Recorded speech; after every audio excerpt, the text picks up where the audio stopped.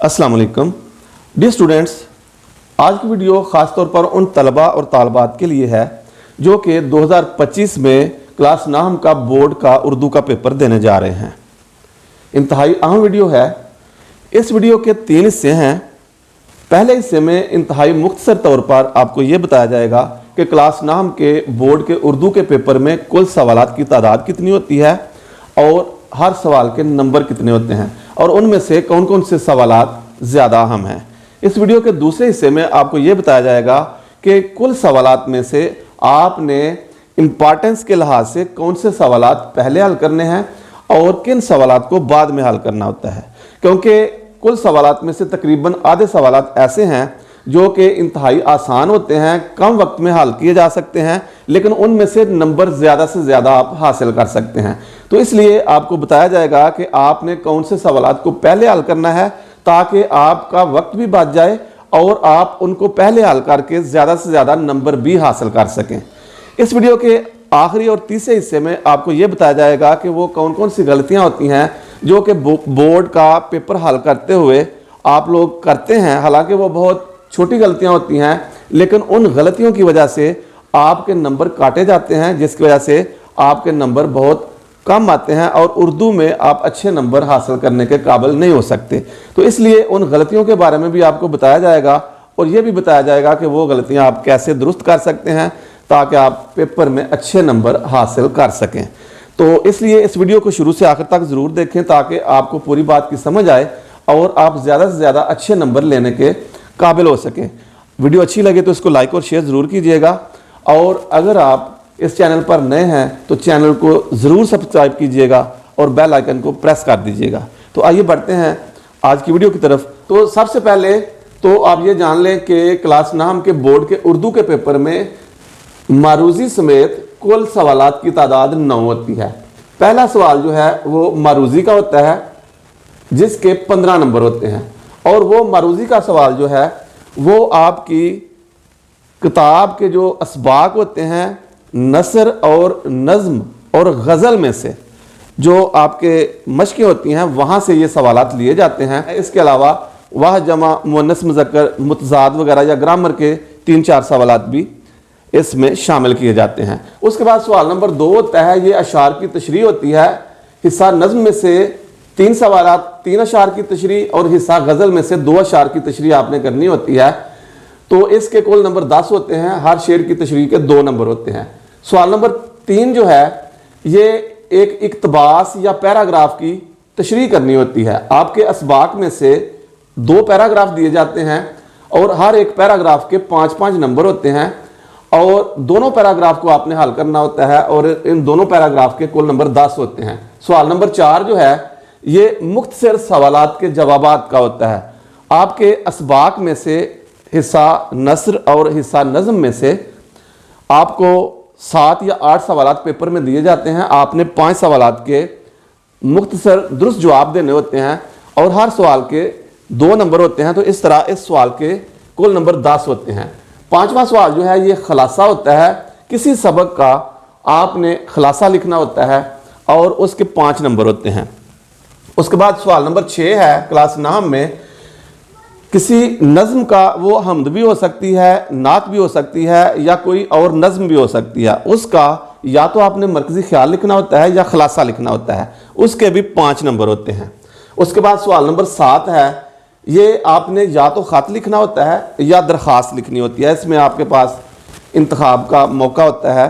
आप या तो ख़त लिखेंगे या दरख्वास्त लिखेंगे और इसके 10 नंबर होते हैं। ये भी आगे चलकर इस वीडियो के दूसरे हिस्से में मैं आपको बताऊंगा कि आपने ख़त किस तरह से लिखने हैं और उसमें से कौन कौन सी गलतियां आपने नहीं करनी। तो ये ख़त या दरख्वास्त इसके 10 नंबर होते हैं। सवाल नंबर 8 जो है ये कहानी या मकालमा, या तो आपने कहानी लिखनी होती है या फिर आपने मकालमा लिखना होता है। तो इसके भी 5 नंबर होते हैं।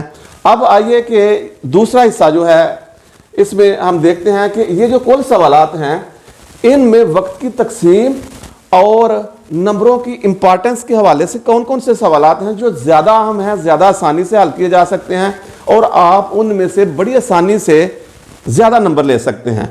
तो आप इस तरतीब को याद रखें कि नंबरों की इंपॉर्टेंस के हवाले से और वक्त की तकसीम के हवाले से ये जो 4 सवालात हैं, सवाल नंबर 3 ये वाला इक्तबास या पैराग्राफ की तशरीह वाला सवाल, उसके बाद सवाल नंबर 4 मुख्तसर सवालात के जवाबात, उसके बाद सवाल नंबर 7 खत या दरखास्त, और उसके बाद चौथे नंबर पर सवाल नंबर 9 जो है गलत जुमलों को दुरुस्त करके लिखना या ज़रबुल अमसाल को मुकम्मल करके लिखना।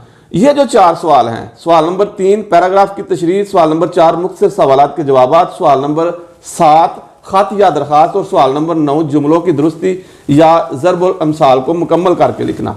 ये जो 4 सवालात हैं ये हैं भी ज़्यादा अहम, आसान भी हैं और इनको हल करते हुए जवाबात लिखते हुए वक्त भी कम लगता है।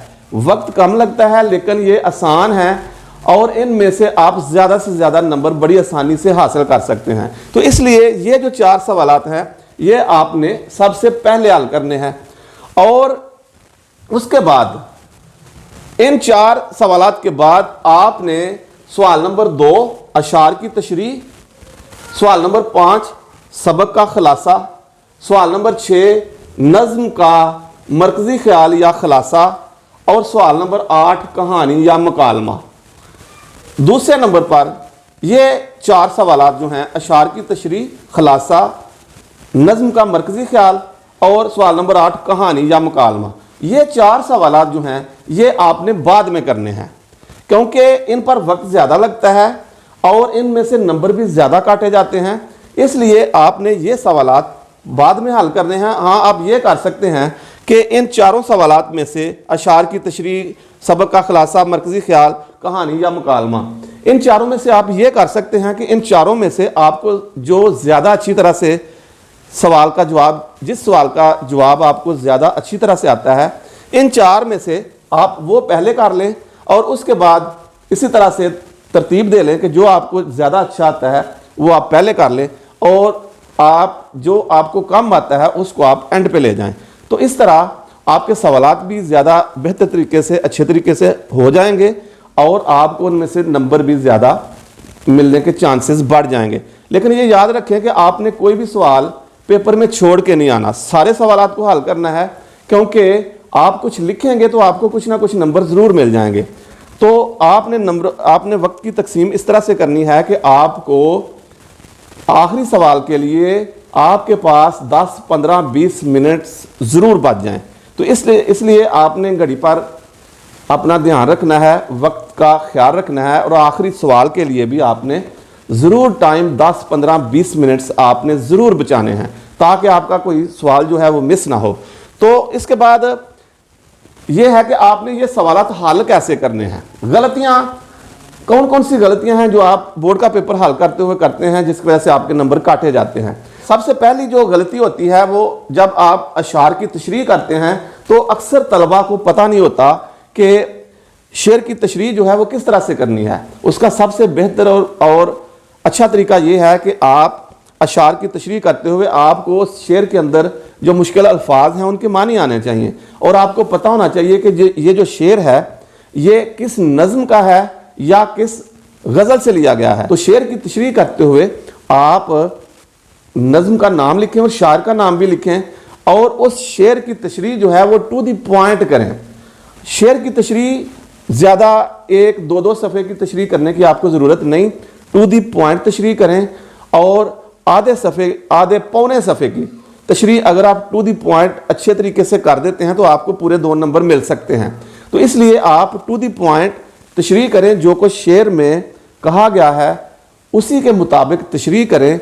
अच्छी तशरीह टू द पॉइंट करेंगे तो आधे पौने सफ़े की तशरीह काफ़ी होगी और आपको पूरे 2 नंबर मिल जाएंगे। तशरीह में आप किसी आयत या हदीस का हवाला भी दे सकते हैं, किसी के कौल का हवाला भी दे सकते हैं। 2-2 सफ़े की तशरीह, 1.5 सफ़े की तशरीह ना लिखें, आपका वक्त ज़ाया होगा, ज़्यादा आप गलतियाँ करेंगे। आधे पौने सफ़े की तशरीह टू द पॉइंट करें तो आपको पूरे 2 नंबर भी मिल सकते हैं। अगर आप अच्छी तशरीह नहीं करेंगे तो 1 नंबर आपको मिल जाएगा। अगर आप उस शेर का मफ़हूम भी लिख देते हैं, 2, 3, 4 लाइनों में मफ़हूम लिख देते हैं तो आपको 1 नंबर ज़रूर मिल जाएगा। तो आप अच्छी तशरीह करें, टू द पॉइंट करें और आपको पूरे 2 नंबर उसके तशरीह के मिल जाएंगे। उसके बाद हाँ, एक बात और है कि जब भी आप अशार की तशरीह करें तो आप हमेशा हर एक शेर लिख कर, मार्कर के साथ आप पहले शेर लिखें, फिर उसकी तशरीह करें, फिर अगला शेर लिखें और शेर लिख कर तशरीह करें। क्योंकि जब आप शेर नहीं लिखते, सिर्फ नंबर देकर तशरीह कर देते हैं, तो उस वक्त फिर जो पेपर मार्क करने वाला होता है उसको बाज़ दफ़ा स्टूडेंट्स ऐसा करते हैं कि शेर कोई और होता है और तशरीह किसी और शेर की कर देते हैं, तो पेपर मार्क करने वाला जो होता है वो इस सूरत में उस पर अच्छा तासुर नहीं जाता और उसको फिर बार बार सफ़े उलट कर देखना पड़ता है और उस पर अच्छा तासुर नहीं जाता, तो आपके नंबर जो हैं वो मुतासर हो सकते हैं। इसलिए हमेशा शेर लिख कर उसकी तशरीह करें। एक शेर लिख कर उसकी तशरीह कर ली, एक लाइन छोड़ें, फिर दूसरा शेर खूबसूरत करके लिखें और फिर उसकी तशरीह करें। इसी तरह ये जो सवाल नंबर 4 है, मुख्तसर सवालात के जवाबात, ये भी आप टू द पॉइंट इनके जवाबात लिखें।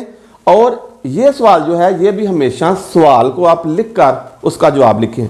हर सवाल जो है, ये जो मुख्तसर सवालात वाला ये जो सवाल नंबर 4 है, इसमें भी आप हर सवाल को मार्कर के साथ लिख कर उसका जवाब लिखें। क्योंकि ये भी जब आप सवाल लिख कर जवाब लिखेंगे तो इससे भी अच्छा तासुर जाएगा और मार्क करने वाले को भी आसानी होगी और आपका जवाब भी आप टू दी पॉइंट लिखने के आप काबिल हो सकेंगे। तो ये भी आप हमेशा सवाल लिख कर उसका जवाब लिखें। इसके अलावा ये जो सवाल नंबर 9 है, गलत जुमलों को दुरुस्त करके लिखना या मुहावरात और ज़रबुल अमसाल को मुकम्मल करके लिखना। आने वाले दिनों में, अगले 3-4 दिन में मैं इस पर भी, यानी गलत जुमलों को दुरुस्त कैसे करके लिखना है, इनमें कौन कौन सी गलतियां होती हैं, उनको कैसे आपने सही करना है, इस पर भी एक वीडियो बनाऊंगा। और उसके बाद मुहावरात और ज़रबुल अमसाल जो ख़ास हैं उन पर भी एक मैं वीडियो बनाऊंगा कि उनमें कौन कौन सी गलतियां होती हैं, खाली जगह किस तरह से छोड़ी जाती है, और ख़ास जो ज़रबुल अमसाल हैं या मुहावरे हैं वो कौन कौन से हैं, इस पर भी आने वाले 2-4 दिन में मैं आपके लिए एक वीडियो बनाकर इंशाल्लाह पेश करूंगा। तो यहाँ पर गलत जुमलों को दुरुस्त करके लिखना होता है। इसमें या तो कोई ग्रामर की गलती होती है, या इमला की गलती होती है, या को, में, से वगैरह की गलती होती है। तो आपने इन चीज़ों का ख्याल रखना है। या फिर कोई एक ही लफ्ज़ जो है वो 2 दफ़ा लिखा होता है, यानी मुतरादफ अल्फाज इस्तेमाल किए गए होते हैं, जैसे यौम भी लिख दिया, दिन भी लिख दिया। तो इसी तरह रमज़ान भी लिख दिया और महीना भी लिख दिया। तो इस तरह से ये मुतरादफ अल्फाज भी इसमें यानी आ जाते हैं, दोनों का मतलब एक ही होता है। तो जबकि वहाँ पर हमने सिर्फ एक लफ्ज़ लिखना होता है, या इमला गलत होती है या फिर ग्रामर की कोई इसमें गलती होती है। तो इसलिए आपने इन गलत जुमलों को इसी तरह से देखना है और उनको दुरुस्त करके लिखना है। मुहावरात या ज़रबुल मिसल जो होती है, इसमें खाली जगह छोड़ी होती है। इसमें आपने वही लफ्ज़ लिखना होता है जो कि असल मुहावरे में होता है, या असल ज़रबुल मिसल का जो असल लफ्ज़ होता है वही आपने लिखना होता है। आप यहाँ पर अपने पास से कोई लफ्ज़ तब्दील करके नहीं लिख सकते। अगर आप इन चीज़ों का ख्याल रखेंगे तो आपकी गलतियाँ भी कम होंगी और आप सही वक्त पर, पूरे वक्त पर अपना पेपर हल कर सकेंगे और इंशाल्लाह आपके नंबर भी अच्छे आएंगे। इजाज़त दीजिए, मिलते हैं अगली वीडियो में एक नए मौजू के साथ। अस्सलाम वालेकुम।